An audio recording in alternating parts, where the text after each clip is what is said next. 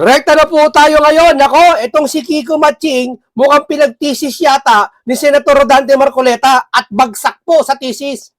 Di ba? Dito po sa usapin ng West Philippine Sea po, dito ay pinagtatalunan na kung ito ba ay naipatala. Napakadali na naman eh. Walang pinagkaiba sa sasakyan na yung bang sasakyan mo na irehistro mo na. Oo, ikaw bumili. Sa Pilipinas mo binili. Ikaw may pera bumili. Sa'yo lahat yung sasakyan gusto mo, saksak mo sa baga mo. Pero tanong, naparehistro mo ba yung sasakyan mo? Huwag mong gagamitin yan, di pa rehistrado yan. Ikaw, Senator Kiko, yung mapa na sinasabi meron ka, at sabi mo, si Senator Marcoleta wala pang mapa. Ang sinasabi niya, kung may mapa na, iparehistro mo. Narehistro na ba yan sa talaan ng mga karagatan na etc. Ha? Yun ang pagtatanong ni ayaw mo eh. Nagpa-publicity po siya ng mga salita para may pampost siguro sa Facebook niya. Kore, mahal ko taong bayan. Anak ng tete niyang ingay-ingay. Sa flood control, tahimik kayo.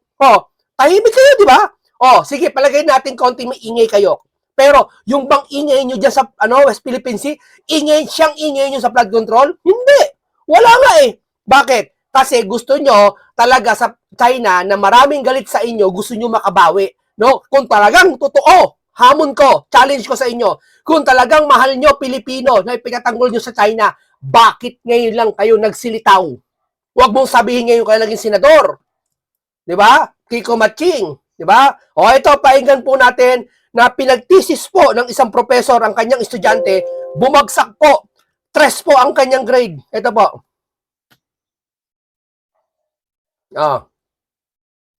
And concrete benefits to their people, as shown by these maps, isn't it? Well, again, I will say yes, up to a certain extent. Perhaps they are managing their relations with China better, but I will not concede that because of our lack of managing our relations with China compared to our neighbors has led to this state of underdevelopment. But considering, Mr. President, that we have been left behind, so behind, as a matter of fact. As I have said, we have been left behind in agriculture.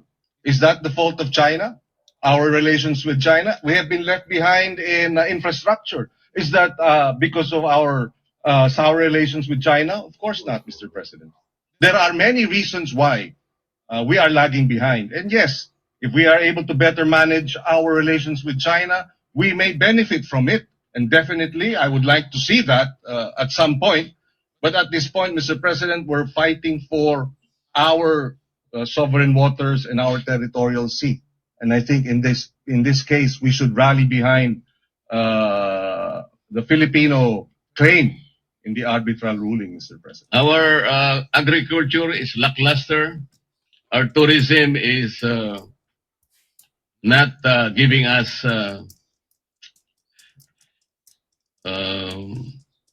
good statistics. Manufacturing is down. These are local problems, Mr. President. And we have only ourselves to blame why we are not doing good in these areas. But we're talking here of the South China Sea. We're comparing how, despite the tensions, the hostilities between countries like Vietnam and Malaysia, but they are able to manage their relationships. There must be something wrong with how people, like, with all due respect, Commodore Tariela, who managed and broadcast our dispute in the South China Sea. Perhaps because they do not have a loud mouth in their midst. Tayo meron ang dami. Whereas, what we have been doing for years is not working. Kagaya po ng pinakikita ng mga mapa na yan in the South China Sea. We have to sit down. Talk rather than imbes na magpatutsadahan po. Wala po nangyayari. Ito po yung naging bunga kung bakit po tayo biglang nawala sa ere. Okay. Ito bakit biglang nawala sa ere? Nandun na tayo eh. Okay na eh. Napag-uusapan na ang West Philippines sa ambassador eh. Alam niyo yung dumalaw yung ambassador, pinatawag si Senator Marcoleta at nabanggit niya yung tungkol sa mga fishing pangingisda doon. Sabi ng ambassador, di ba? Parang hindi exact word pero sinasabi parang, sige, pwede natin pag-usapan yan. Di ba? May ganun sistema na eh. Nasa ere na eh. Itong mga to sumingit. Ayaw nila siguro pumogi si Senator Marcoleta. Kaya ginanon nila. Yun, nalalaman nila, huy, si Senator Marcoleta, dinalaw ng ambasador. Aba, hindi, gumawa ka ng paraan. Gawa ka ng karikature. Parang gano'n eh, gumawa ka ng karikature. Bakit? Tatakbong vice president ni Sara yan. Si Sara napakalakas. Alam mo kasi pag ang isang presidente po malakas, lalo na bagsak negative yung kalaban, negative yung mga loyalist. Hindi naman loyalista ang presidente ang negative eh, pati yung mga loyalista kasama na yun eh. Kasi sila ngayon sumusuporta. Ibig sabihin, nauubusan na si Junior ng mga suporta. So, ibig sabihin, napupunta kay Sara at yung mga pinklawan na mapapagpaimbabaw, mga iba dyan, plastic, ha? Ngayon lang tumutulong, kunwari, sila ay tagapagligtas ng mga Pilipino, pero hindi nila ginagawa noong paman, di ba? Ngayon, ayaw nila pag ang presidente po malakas, damay po ang vice president. Nanalo nga to senador eh, Neo Fight 2 ha, 15 million votes. What if pa kaya kung naging vice president to? Dagdagan mo na ng mga 8 million eh. Landslide na ang kalaban eh. Di ba? Totoo yun. Di ba? Siguro takot sila. Nakikita ko na natatakot sila maging vice president to. Kaya, sige, hindi mo pwede yan. Sinari lang to ilagyan mo ng naku, dumalaw yung ambassador. Ano pinag-usapan? Naku, baka US Philippines hindi mo pwede. Papupogi si Marcoleta. Hindi mo pwede.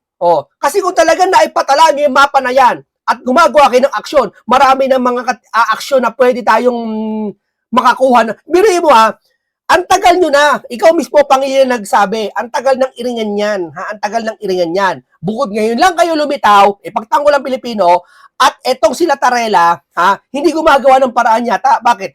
Hinihintay nyo pa si Senator Marcoleta magaganito. Di ba?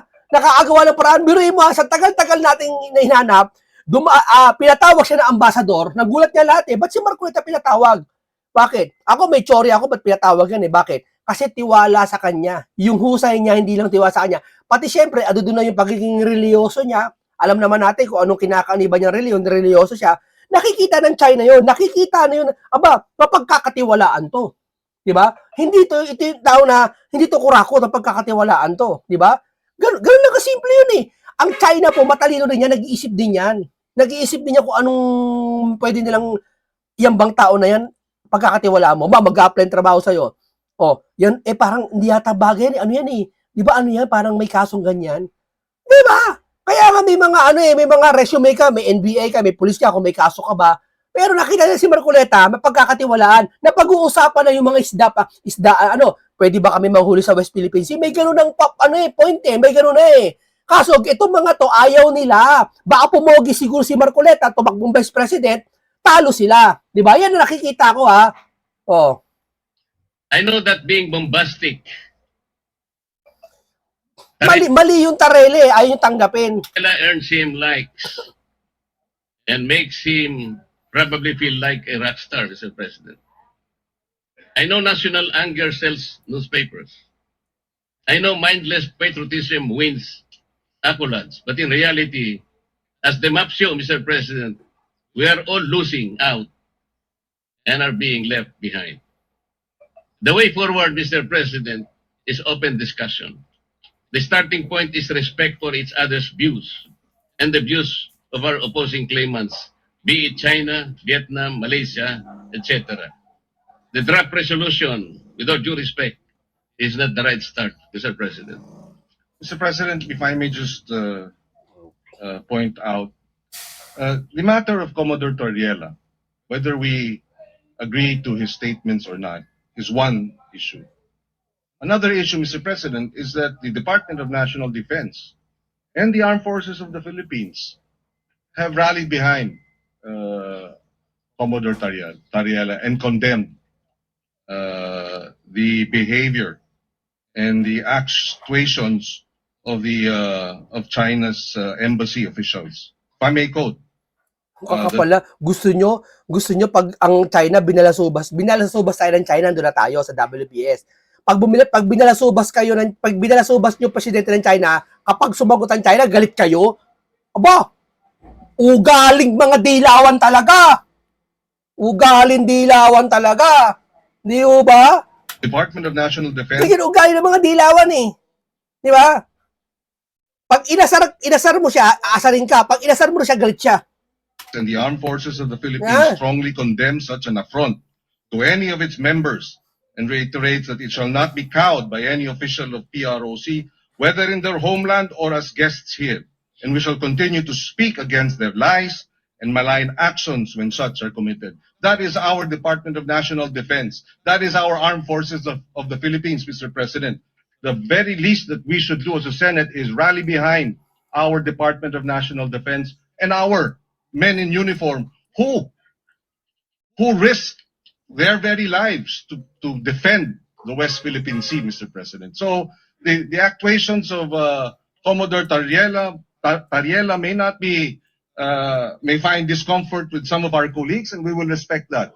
But our defense establishment and our armed forces have spoken, and I believe senators must rally behind and defend and support our defense establishment. Kinuyog si Senator Marcoleta ng mga senador eh. Di ba? Hindi kasi walang mga katwiran eh. Saka bulong, kung papasin mo, nagsasalita si Senator Marcoleta, bulong ng bulong yung staff ni Kiko. Tinatanong siguro kung kinaklarify yung sinasabi ni Senator Marcoleta, kung totoo yung sinasabi ni Marcoleta. Di ba? Ba't ka bulong ng bulong? Lingon ka na lingon sa staff mo. Di ba? Kung talaga dapat pinag-aralan mo niya, binasan nyo ba yung sabi ni Senator Marcoleta, yung alaman ng hawak niya? Hindi binasan nyo ba? Malamang binigyan kayo ng kopya niyan eh. In view of the aggression and the of China in our sovereign waters and our exclusive economic zone as well as our continental shelf, Mr. President. I will go to that point, Mr. President. But we can also draw lessons from the experiences in the Philippine Sea.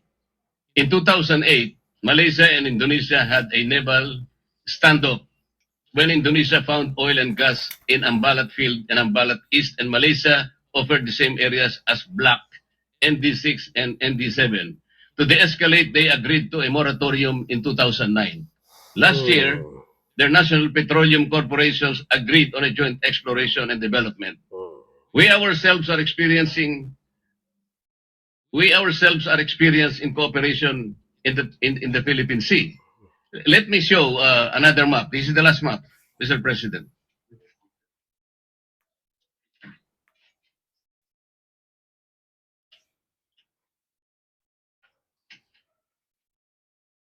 Mr. President, just a fine point. Yes, we too have disputes with Gusto kasi palitawin itong ni Kiko Matching at ng iba pang dilawan na si Marcoleta kumakampi sa China. Gusto nilang palitawin. Ayaw nilang pakisama yung sinasabi ni Marcoleta. Kinokontra nila. Diba? Ang pinilaalabo nila.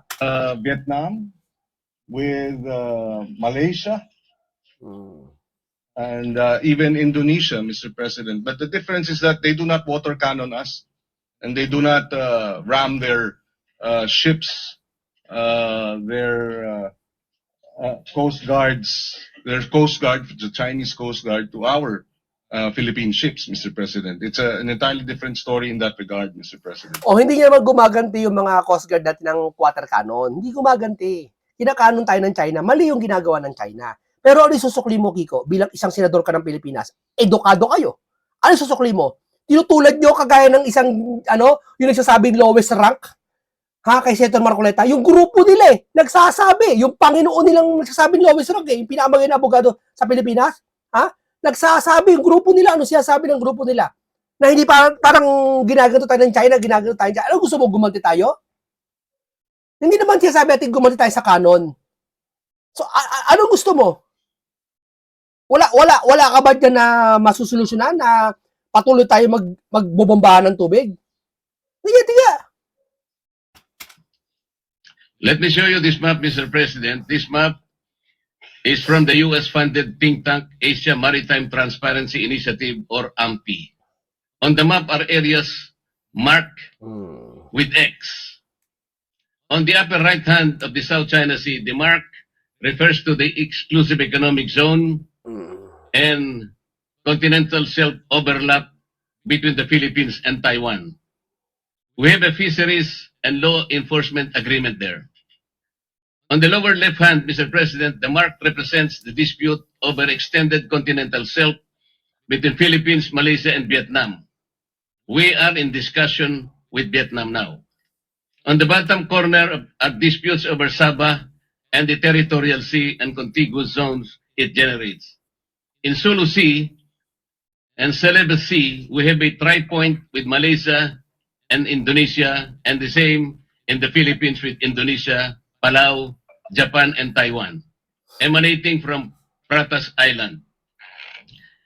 However, this map will demonstrate to us, Mr. President, the complex territorial and maritime disputes facing the Philippines. Malaysia is in the Sulu Sea and Celebes Sea, with Indonesia over continental shelf in the Celebes Sea, with Palau and Japan, Ryukyu Islands in the Philippine Sea, with Taiwan in the Tama mo, Pasig Channel, bulong ng bulong si Pangilinan sa staff niya. Parang kinaklarify yata ko, alam yun, with China, Malaysia, hindi nakikinig sa sinasabi ni Marcoleta. Yung kanya, hindi niya, ikaw ba naman, may kinahaba nagsasalita si Senator Marcoleta? May kinakausap ko iba? Sa tingin mo, nakapapakinggan mo yung kay Senator Marcoleta? Sa tingin mo, nare-rebat mo si Senator Marcoleta? Hindi. Ibig sabihin, yung sinasabi mo kay Senator Marcoleta, wala ka talagang balak na ito ay i-debunk yung sinasabi niya. Ang i-gate nyo, yung sa inyo lang. Di ba? Ako, pagagalitan kita, pagka-debate kita, di ka nakikinig sa akin. Lalayasan kita. Wala akong patutunguhan sa'yo. Nakipag-debate ako dito, hindi para sa sarili ko. Nakipag-debate ako dito sa Biblia o kay San Man para makinig, yung nakatagapakinig natin ay matuto, may malaman sila na bago at matutunan nila yung tama ay yung mali ay maitama. Di ba? and Vietnam, Dapat nakikinig ka. Oh. in the South So, China ibig sabihin Sea, mo pala, hindi mo lang sasabi. Kaya pala ang sagot mo ang layo sa tanong ni Senator Marcoleta na ipatala na ba ito? Sabi mo, may mapa na. Oh, may mapa ka na. May sasakyan ka na. May kotse ka na. Nabili mo na yung kotse mo. Na-i-register mo yung kotse mo? Lalaban mo pa rin. Hindi niya may kotse na nga. Ako, akin na nga yan eh. O, yung bahay mo, limbawa, sa'yo yung bahay mo. Ha? Sige, nagbahay ka na ba na amilyar mo? Ba't ako mga bahay na amilyar ko? Akin to eh. Parang ganun eh. Hindi naman bayad ang pinag-uusapan dito. I mean, naitala mo na ba yan? Naparegister mo na ba yan sa Madaling Salita? and with Yun ang China, gusto yung Senator Marcoleta. Kaya nalilito tayo. Nga? Hinihimay-himay niya kasi kayo ayaw niyong talakayin ito. Si Senator Marcoleta ang tatalakay ito. Kaya gulat na gulat ang sambayan ng Pilipino sa bago nila narinig. Kasi iminulat tayo sa mga nakaraan pa na basta kung ano pa baga lang, okay na yan. Atin na pala yun. Nanalo tayo. Inireward na sa atin. Okay, tara, tulog na tayo ulit. Atin na pala yun eh. Hindi tulog ka na, no? Tahimik ka na. Atin na yun. Yes, nireward sa atin. Atin na yun. Binobomba yung Coast Guard doon. Bakit binobomba? Atin na yun ah. Wala ka kasi kayong pagkilos. Ngayon lang kayo kumikilos. Tama, mali. Basta, kampante na kayo, inyo yung WPS. Pero wala kayong ginagawang aksyon o papel man na para mapasa atin. Hindi tulad ni Senator Marcoleta, gumagawa ng paraan na himay-himay para unti-unti niyang papatunayan sa sambayan ng Pilipino na kung paano mapasa atin ito. Tama, mali. Kaya, tutulan nyo nga yan sinasabi ko. Taiwan, in the South China Sea over the maritime zones generated by Pratas Islands. We must be doing something right in the management of this dispute, Mr. President. Yes, we are. And Yun nga po. Kaya po, and pinipilit kong ipaliwanag na bakit dito sa mga areang ito ay nagagawa po nating i-manage ang hindi natin pagkakaunawaan. Ang sabi po nyo kanina, because they are not water cannoning us. they are also not aggressive. They're not coercive, and therefore there will be no escalation. The aggression of China is primarily the reason why tensions in the disputed areas have risen over time. We have in fact filed 245 protests against China's incursion and illegal activities in our exclusive economic zone since 2022, Mr. President. We also exercise diplomacy. We recognize, and that's precisely why we brought the matter to the tribunal. We recognize that China is a power, economic power, and an emerging military power. And what do small nations like us have? We have the rule of law, international law, and that's why we brought this matter to the International Arbitral Tribunal, Mr. President. We are not the problem here, Mr. President. It is China, the aggression of China that is the problem here. Mr. President, si Commodore Tariala po ba ginawan ng caricatures or effigy yung mga heads of state ng Vietnam, ng Malaysia, sa iba pang karatig bansa? Tignan mo yung sagot ni Kiko. Tignan mo, pilosopo. Tignan mo sagot ha. Hindi Matching. kailangan, Mr. President, dahil wala naman silang pag-water cannon sa atin. O, tingnan mo, hindi naman Mr. President, wala na. Tinanong ni Senator Marcoleta, ginawa ba ni Tarela ng caricature itong mga Malaysia? Hindi sagot ni Kiko. Oo nga naman kasi hindi naman daw ginawan batay kay Kiko ang Malaysia sa atin ng water cannon. Hindi tayo binalasubas ng Malaysia, ng ano pa man. China lang ang bumalasubas sa atin, kaya China lang dapat gantihan. Napakamali. Sir, wala ka sa away kanto, ha?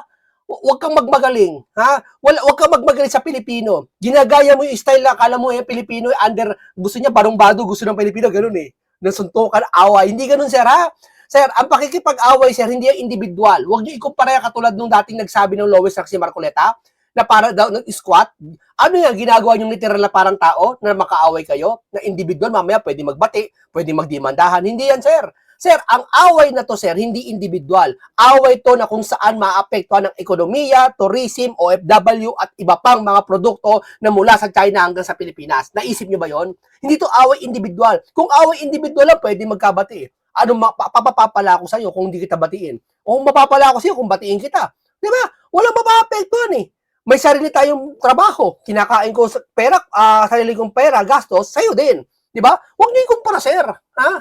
Naman po nila sinasagasaan ng ating mga mangingisda o inaaresto. Ibig sabihin, ang gusto ni Kiko ito, hindi naman sinasagasaan yung mga mangingisda ng Malaysia kaya hindi ginagawa ni Tarela ng caricature. Ibig sabihin, batang katwiran yan, sir. Batang katwiran. Nakakahiya, sir.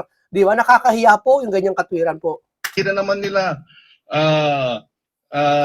yun na nga, binabangga, wino-water cannon, yung may aksidente pa na kung saan yung Chinese vessel ay iniwanan ang 22 mga mangingisda natin. At sino ang sumalba sa kanila? Vietnam ang sumalba sa kanila. So bakit tayo makikipagpalitan ng... Tingnan mo, gusto niyo palitawin dito, Vietnam ang sumalba ba dati ba makikipagpalitan sa Vietnam ng sama ng loob? Tingnan mo susunod na tanong. Maanghang na salita sa mga meron... Ibig sabihin pala, bakit naman tayo makipag-away maanghang na salita sa Vietnam? Niligtas yata tayo ng Vietnam. O, tingnan mo ha. Yung sabihin na natin maritime disputes na hindi naman tayo inaapi at binabalahura at binabastos, Mr. President. Ibig sabihin niya, pag binastos ka, basosin mo rin. Yan! Yan ang turo ng dilawan! Di ba? Pag binastos ka, sir, pasensya na yung dating sa amin ha. Pag binastos ka pala, dapat mong bastusin. Wala kang sinasabi. Pero read between the line, yung sinasabi nyo po na kaya hindi ginagawa ng caricature yung Malaysia at iba pang bansa kasi hindi naman tayo binabastos. Kaya pala ginawa ng caricature yung China kasi binabastos ng China. Therefore, kapag ang isang tao pala sa China binastos ka o binastos ka ng tao, babastusin mo rin. Yan ba turo ng isang edukado ng mga dilawan? Tanong ko sa inyo, o isang Senator Marcoleta na sinasabing pro-China at sinasabi mo na kinakampihan mo at ang China, nagbabakasakali ka at tiyatanong mo, sino mas maganda? Yung diplomasya na si Senator Marcoleta na nakikipag-ugnayan sa ambasador, nakikipag-usap na maayos, o kayo ang gusto niyo publicity lang para away-away lang? Sagutin ko kayo. Sabagot ko kayo. Hindi lang po si Commodore Tariela for the record. Pati ang ating Senate President matapos nung binanggit yung persona ng grata nagsalita ng baluktot, Mr. President. O ibig mo palang sabihin, sir, ibig mo palang sabihin, nung hindi ka nakaupo, binabastos na ng China ang Pilipinas. Ha? At nakaupo ka na, binobomba pa rin. Ha? Ilang buwan ka nakaupo, 8 buwan na ata. Binobomba pa rin yung Coast Guard doon ng China. Nasasaktan yung mga Pilipino, iba doon. Hindi ka nagsasalita. Tahimik ka. Nung tinira na kayo ni Soto at ng Senate President, iba pa, nagsasalita ka. Sa makatuwid, ha? Yung galit nyo ngayon, yung pagtatanggol nyo ngayon, hindi para sa Pilipino. Pinagtatanggol nyo lang sarili nyo. Kasi kung talagang pinagtatanggol nyo Pilipino, dapat doon pa lang sa unang binomba ang China, nag-react na kayo. Sa panahon nyo, sa termino nyo, ha? Sana. Kasi maintindihan natin kung di pa siya nakaupo sa termino nila eh. Sige, paligtasin natin yun, di pa kay senador eh. Ngayon senador na kayo, 8 buwan na kayo. Ibig yung sabihin, yung binubomba China, nakaupo na kayo, hindi kayo nag-react. Sige nga! Sige nga! Maintindihan natin, hindi lang ito usupin ni Commodore Tariela. Hindi lang ito usapin ng mga senador o kaya mga kongresistang binabastos nila. Usapin ito ng Pilipinas. Tingnan mo, dinamay na naman yung mga Pilipinas. Sabi na, di ba? Yan sila kumakapit. Usapin ito ng Pilipinas. Sir, conflict, sir. Nararamdaman namin ng puso namin, sir. Hindi totoo sinasabi mo, sir. Pasensya na kayo, ha? Na ipaglalaban natin ang atin at dapat magkaisa tayo, Mr. President. Pare-pareho po tayo sa posisyon na yun, Mr. President. Ang sinasabi ko lang, kailangan bang magkapatutsadahan ng walang katapusan? Sagot, Ang Maching. pag-init po ng sitwasyon ay hindi po nakakabuti sa ating dalawang bansa. So, walang katapusan na patutsadahan. Paano po natin kakalmahin? O halimbawa, paano natin papatay ng sunog sa isang bagay na susunog? Yun po ba'y bubuhusan natin ng gasolina?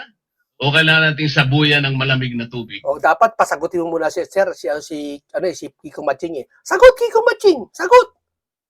Anong solusyon mo? Kasabuyan ba natin yung isang apoy na galagablab na isa pang apoy? Ng isang gasolina? Sagot. O gusto mo talaga, igigit mo yung talagang aawayin nyo yung China tapos magtatago kayo sa likod ng Pilipino? Kasi parang gano'n lumalabas eh. Nagsasalita kayo na parang pinapanigan nyo yung ginawa ni Tarela na basusin ng China. Parang nyo sinabi, yung mga Pilipino, okay lang basusin ng China. Parang nyo, kasi gano'n, pag nakikita ng Pilipino yon, so kung tama pala, ginawa sa isa sa mga taas na opisyal ng Pilipinas, ginawa ang pambabaso sa China, sa makatuwid, kayang gawin nyo ng mga tao sa China. So gano'n na pala, bastusan tayo. Di ba? Dapat lang basusin. Sabi ng hindi nag-iisip, basusin yung China kasi naagaw yung lupa. Hindi yan away na kung saan, away kanto na kinahiligan nyo, na kinalakihan nyo, na kinakultura ng Pilipinas. Yan, away yan na kung saan malalagay sa alanganin ng ekonomiya, tourism natin at OFW at iba pang mga produkto at ang ating mga investor at ang relasyon natin sa iba't ibang bansa. Yan yun malalagay sa alanganin, hindi kayo. Di ba? Mr. President, Yan ang iniingatan ni Senator Marcoleta. Kahit kayo mo tanong, isang nag-iisip eh. ang sinasabi ko lamang po, bakit po kinakailangan kasing gumawa pa ng mga caricature at sasabihin na ang presidente ng China ay bully? Siguro po, Mr. President, ang may mumungkahi natin, hindi po tayo kasi magpa-profit from these experiences. Ang DFA, ang BIFAR, ang DNR, sila pong nagmamanage ng ating mga disputed seas. Pero, nagkakaroon po tayo ng progreso. Hindi po sila nagano ng mga caricatures o megaphone diplomacy. They did it diplomatically, diligently, and without fanfare, Mr. President, working with their counterparts in settling our differences with our nations. Ang sabi po kasi ninyo, Mr. President, Your Honor, na wala pong anumang ginawa ang ating mga maliban sa China, ang Vietnam o kaya yung ibang bansa ay walang nagawa. Nakalimutan po ba ninyo, Mr. President, in the context of our maritime disputes, we have shot and killed 2 Vietnamese fishermen in 2017 and 1 Taiwanese fisherman in 2013. Did Vietnam and Taiwan accuse us of sowing fear and interfering in our capacity to defend our claims? Gusto ko lang pong ipasariwa sa inyo yung ganun. Talaga pong nagkakaroon ng ganun eh. Ngunit sila, hindi naman tayo ginawan ng masama kahit na nakapatay tayo ng ilan sa kanilang mga tao. Ang pinag-uusapan po natin, anong patutunguhan natin kung patutsadahan walang katapusan? Yung content ni Senator Marcoleta ay simple lang. Kayo mga galit kay Senator Marcoleta, patunayan nyo. Anong patutunguhan sa patutsadahan? Sagot. Sige, sumagot kayo. Ayaw nyo. Wala kayo kasi sasagot. Hindi, sure ko, 1,000,000% wala kayo sasagot dyan. Wala kayo sasagot dyan. Pati si Maching, walang isasagot dyan. Sige, ang sasagot mo. Sige. Mr. President, if I may, Tingnan mo sasabihin kung sasagot ba sa tanong ni Senator Marcoleta, anong magpapatuloy ba tayo sa papatutsadahan o mangyayari? Tingnan mo, painggan mo sagot ni Maching the incidents mentioned by Senator Kinontra niya yung sinabi na yung may patayan dun sa naganap sa Taiwan na tao, Tarlac are isolated incidents from Vietnam. Hindi niya sinagot yung tanong ni Senator Marcoleta kasi nga wala siyang isasagot. Kumbaga, 1 plus 1, dapat alam mo sagot na number 2 eh. Pero pag 1 plus 1, 2, 3 plus 3, 6, 2 plus 2, 4. Pag sinabi na 1,744 times 744 at divides 0.7.2, iibahin mo na, wala ka na kasi alam. and Taiwan. These are isolated incidents. This is not in the same realm as China's 24/7 acts, 365 days a year, 24 hours a day, 7 days a week, incursion, Pinapahaba mo pa para yung Pilipino maano mo eh. Huwag mo nang ganyanin. Para and masabing threatening. magaling ka eh. Ano oras na? Sir, pwede magtanong, ano oras na? 62 seconds and 35 minutes and 32 days and 40. Anong oras na? Sabihin mo. Alauna ano? Parang nagyayabang ka kung alam na namin yan, magaling ka sa math, magaling ka sa mga computation. Parang ganun eh. Sasabihin mo na anong oras na eh. Di ba? And Mr. President, Taiwan or Vietnam did not threaten us publicly. 2 weeks ago, the Embassy of China said the uniform, if I may quote, a word of advice to relevant individuals in the Philippines, immediately stop making provocations and stop confusing right and wrong, or they will pay the price for what they did. Embassy official sa Pilipinas, tinatakot tayo. Tama ba yun? So again, Mr. Hindi tama yun. Hindi tama yun, sir. Yung tinatakot tayo ng ng Pilipinas, hindi tama yun. Pero tanungin kita, tama ba yung ginawa ni Tarela? Ha? Huwag mo sabihin tama yun. Ibig sabihin, gusto nyo, kayo lang ang tama. Mali yung ginawa ni Tarela. Mali din yung ginawa ng China. Dapat siya mapag-usapan. Hindi yung gaganti ka ng kung ano yung ginawa sa'yo. Kasi ang nilalagay nyo sa alanganin, taong bayan, hindi kayo. Kasi kayo, kailan lang kayo sumulpot eh. Sa eksenang ito eh. Sa flood control niya, tahimik kayo eh. Tama, mali. President, yes, we have had these incidents with Vietnam. Oo, meron tayong naging insidente sa Taiwan, pero isolated incidents. In fact, yung sa Taiwan, iisa lamang ata Ikaw rin, isolated ka rin sa flood control eh. sa loob ng 20 taon. Yung sa Vietnam ata, iisa rin lang siguro sa 10 taon. Hindi iba. Sa China, araw-araw tayong hinaharas, araw-araw tayong Kailan, tatanungin ko to eh. Tatanungin ko to kung ako soplakin ko yan eh. Oh. Kailan tayo hinaharas sir? Hanggang kailan pa tayo kinaharas? Nakaupo ka na ba nun? Tamo, doon pala ipit na siya eh. Hindi siya sasagot ng diretso kasi maiipit siya eh. Tsak yan. Pero tatanungin ko pa rin yan. Kailan tayo hinaharas niyan, China sir? Yung nakaupo na kayo, during kayo nakaupo, kailan? Oh.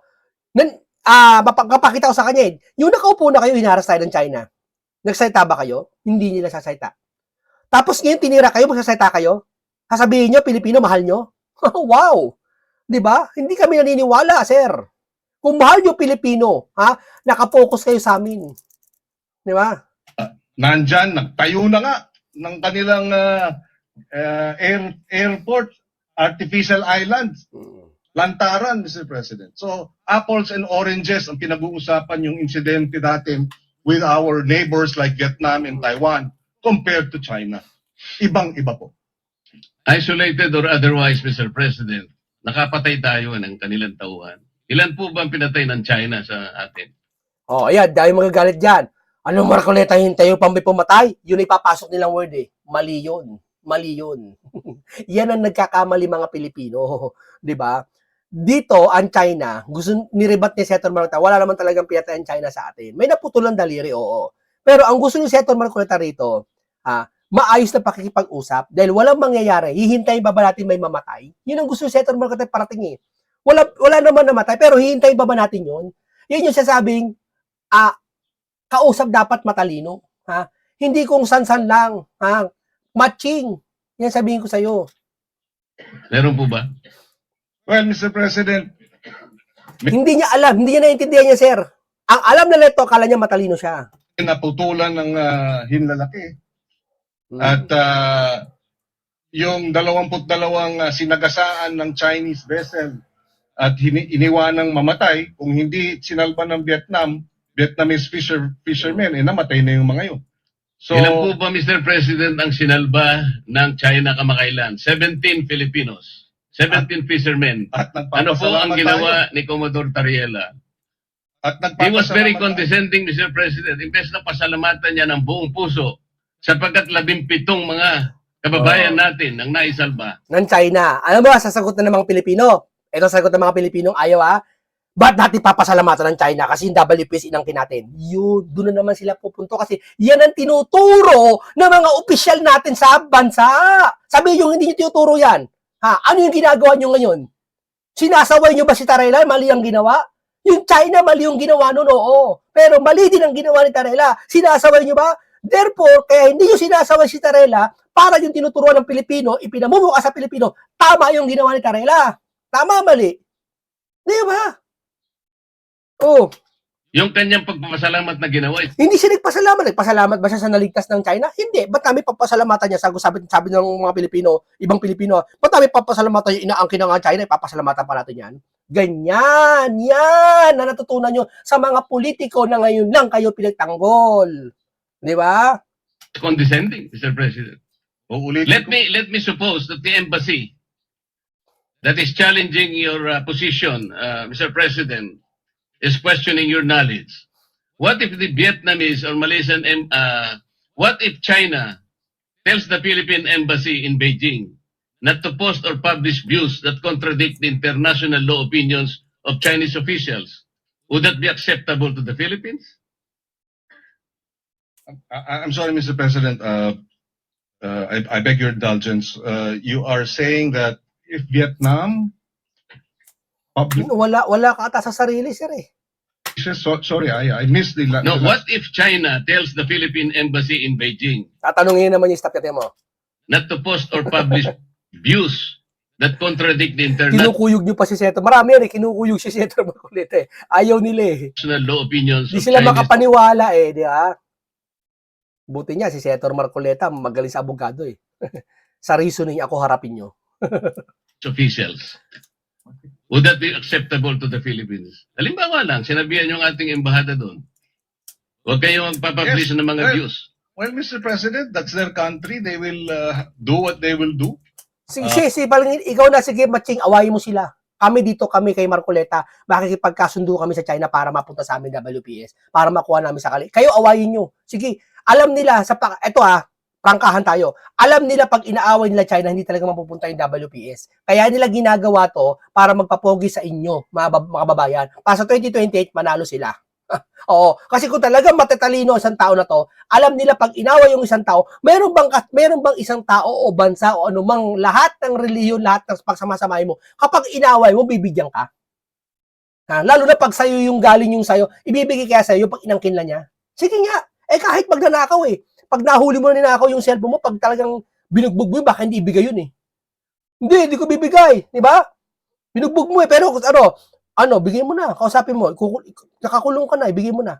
Baka ibigay sa'yo O ano ba, gusto mo pabuya pa? Pagkain na masarap, anong gusto mo, regalo?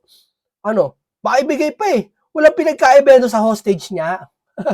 Di ba? Yung bang hostage na hino-hostage tayo kasi yung WPS parang ganun Yung bang hostage na may hostage, sasabihin mo, sila ulo ka? Baka itumba niya yung hostage niya. Tama, mali. Ano kailangan doon? Sir, ano ba gusto mo? Sir, usap tayo. Hindi. Gusto nila matching, away. Ayun! Asahan nyo, hindi bibigayan. Maski mangisda kayo dyan, isang pirasong galunggong, hindi bibigay sa inyo yan. Diba? They will, Kaya nila ginagawa to, hindi para ipagtanggol tayo mga Pilipino. Para sa boto nila, kayo. Handaan niyo yan. Pag nanalo ulit sa susunod na eleksyon to mga to, wala na silang pakialam sa inyo. Hindi ikaw, Kiko, sasabihan ko tamaan ka. there is no freedom of the press in China, Mr. President. So if the government does that, then we will have to respect their position because we are merely guests in China, just as they are merely guests in the Philippines, Mr. President. I would disagree, Mr. President. That will be unacceptable to me.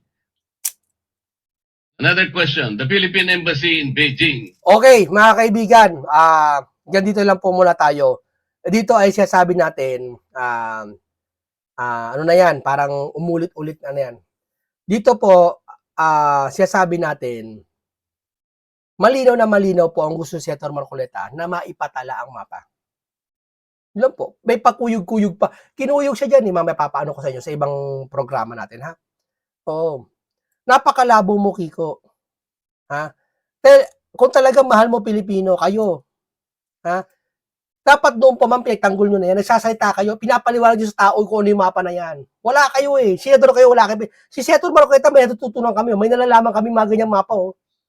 Oh, kung wala si Senator Marcoleta, hindi namin malalaman yan. Di ba? Ang tagal ng mga ibang senador dyan, di nagawa yan. Sige nga. Bakit? Kasi baka may mga natatakot kayo sa mga oligarch ba o ano? Sige nga.